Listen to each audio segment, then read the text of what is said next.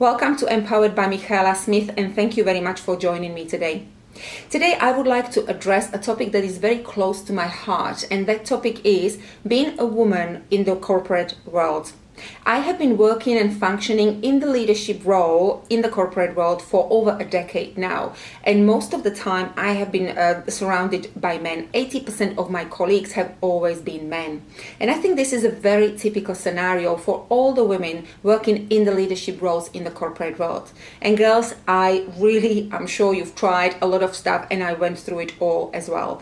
I tried to become a man just to fit in with the boys. I drew myself into anxieties just because I thought I was not good enough. I kept overthinking about the outcome of the meetings or the arguments with the boys, just to find out and learn as the years went by that boys have no problem to disconnect and just straight after the argument go and have a great game of golf on the golf course. I said yes in the meetings to the things where really I wanted to say no, I don't agree with it, but I never found the courage to actually express what I really thought. And I also intimidated a few guys on the journey who maybe were not as strong inside or that confident in themselves, and I was called a bully. So I've tried it all, really, only one day to wake up and think for myself, man, this is just not working for myself. If I'm trying to become somebody just because I think I should be like this because my world think I should be like this, or just because I want to create a reputation of a strong woman in the company, this is not going to work. And ladies, I know you've heard this so many times, and I know that if you are going through the same stuff, I know you're trying different ways of how to go about it. So through this video, I just want to confirm that really the only person you want to find on your corporate journey, working with a lot of guys who might be great men, and most of the time they are great men, but the only person you want to find on the journey is who you really are. You want to find yourself. Because only if we show up as who we really are, we can make an impact in the business, we can produce better results, we can be an inspiration to other women and men for that matter, and only then we can really truly enjoy our job and feel fulfilled. So trusting yourself and letting go as a woman in the corporate world is not an overnight thing. So for me to give you a few points on how to go about it is a very simplified version. But I thought at least if you are going through this at the moment, for me to at least give you few really important things that helped me on the journey to work out who I am and still are helping me to work out what is really my role in the corporate world. At least if I give you that it might help you in your current situation. So here are my points, and I hope they will help. And there is a beautiful quote from Mary Wollstonecraft, and it says, "I do not wish for women to have power over men, but over themselves." So the first really big thing for me was realizing that I probably have to break out from that immediate environment that I live in, right? Because that immediate environment consists mostly of men. As I said, 80% of the guys in my life all the time. And so I thought, okay, I need to start connecting with ladies that are in the leadership positions in the corporate world for me to understand what have they been going through, how are they fighting or battling with the questions that I've been battling with. And it has never been easier to connect with somebody because of the internet. Really, it is possible to connect literally with anybody these days. So I started listening to their stories online. What have they been going through? As I said, how have they approached the challenges? How did they find their own voice? And then if I could, I would ask them to actually talk to me either on Skype or online, or if there was a possibility to actually meet in person and just to have that feminine female conversation about what is our life in the corporate world like.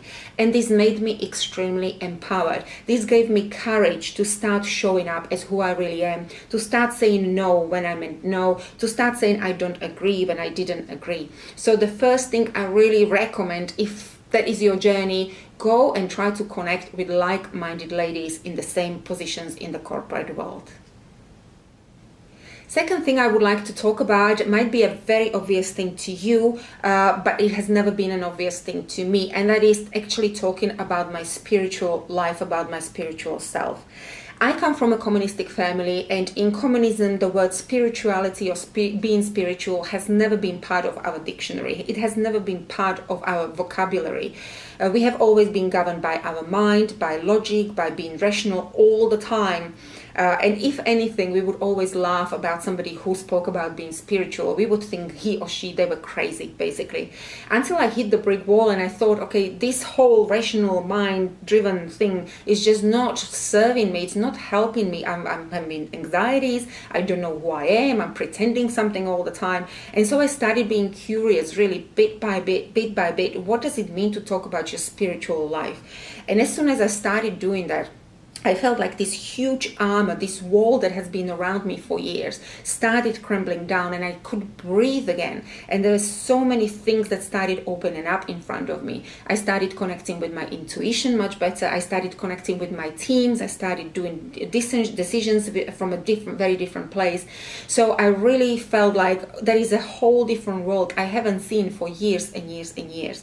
So if you are in the same situation, and if you did hit the brick wall, maybe really try to be brave and, tap into your spiritual world, because spirituality and business, they do merge together, very much so.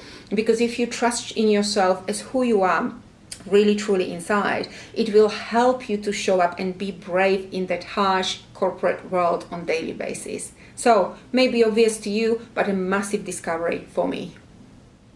So being curious about my spiritual self led me to a realization or discovery that I have been suppressing my feminine energy for years and years and years. So we all, men and women, we all have both energies inside of us, feminine and masculine. And of course, in the corporate world, if we are women working in the corporate world, then mostly we would be using that masculine energy because we want to keep up with the boys.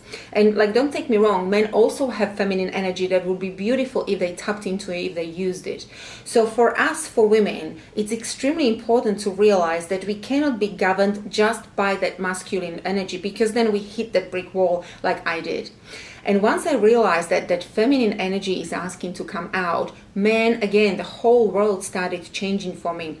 I started making decisions in a very different way. I've started connecting in a very different way. And then I started experimenting and found out that if I merge those two energies together, sometimes you use one more, sometimes you use the other one more. But most of the time, if I let them work simultaneously, I am feeling much stronger in my corporate world than ever before.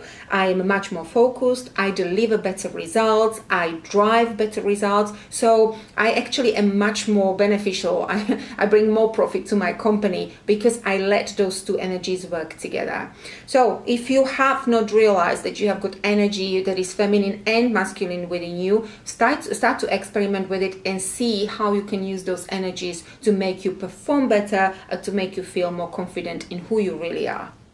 So from a practical point of view and from exercises that help me stay connected with my feminine side, my yoga, daily yoga and meditation before I go to work really became my anchor before I enter my corporate world.